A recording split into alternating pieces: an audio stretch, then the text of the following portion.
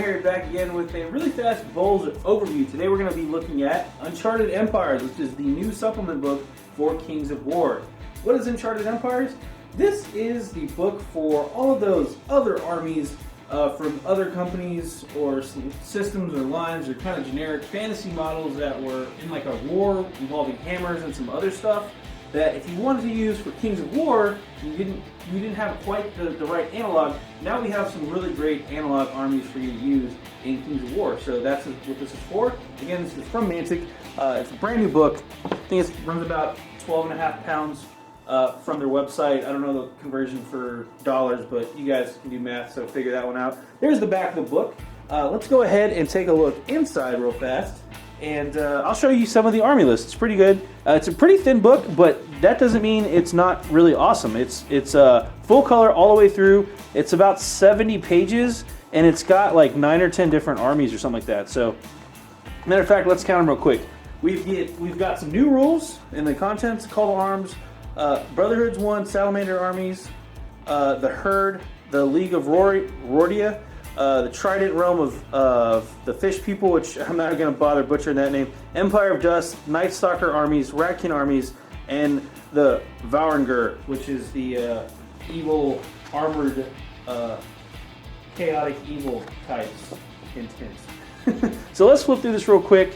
There are some new special rules. There's Advanced Deployment and Rallying, which is pretty cool, so just some new additions to the game. There's some great backstory. The Brotherhood is...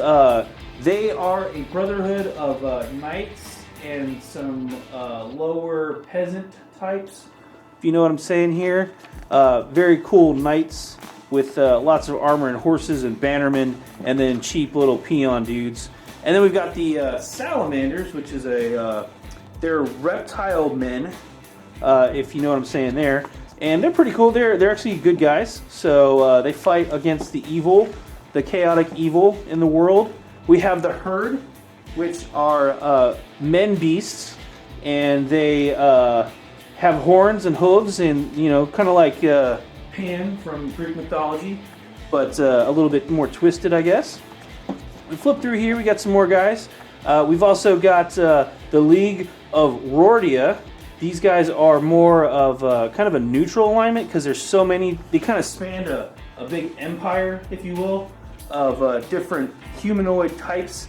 They have dukes and barons and stuff, people on big wing algarezes, alvarez, so they're like kind of like griffins, if you want to call them that. They have halfling volley guns and knights and stuff like that, but they have some cool knightly orders and stuff too, so pretty cool. This is a brand new faction. These are like fish people, but I guess more mermaids, but minus the fishtail. They're more of a nautical theme, if you will, but they're pretty sweet looking. These are brand new from Mantic. I believe they're out on their website now, so you can check those guys out. Pretty sweet. We have the Empire of Dust.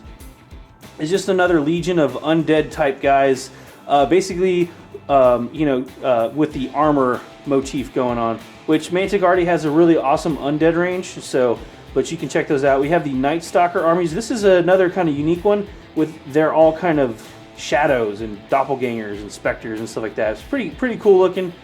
We have the Ratkin armies, which, again, shockingly enough, Ratmen based army. So you can check those guys out. And then the Varangur, which these guys are obviously the evil. They're again, if this was D&D, they'd be chaotic evil humanoids with their crazy armor and stuff like that. They're pretty awesome. One of my favorite characters that I was reading about here is actually this one right here, Herja the Fallen. She is a flying hero with wings, and she has a really cool little backstory about how she was a follower of Corrigan, the evil guy. There's a ritual performed, and she got killed or whatever. But it's pretty cool. So it's a really short book, 70 pages, but don't let the size fool you. Those are full army lists with some additional rules, so you can play pretty much any armies out there that you might have laying around. If you want to check them out in Kings of War, it's got full lists for each one of those. So definitely check this one out. If you're a fan of the big fantasy battles, involving wars and stuff like that with hammers. So check this one out. People are waiting on this one for a long time. thanks for watching this one. Obviously, been a little tongue-in-cheek here. You guys know exactly what this book is for. You're not dumb. I know you're not. So thanks for playing along. This has been another quick BoLS overview. I'm AdamHarry signing off. Have a good one.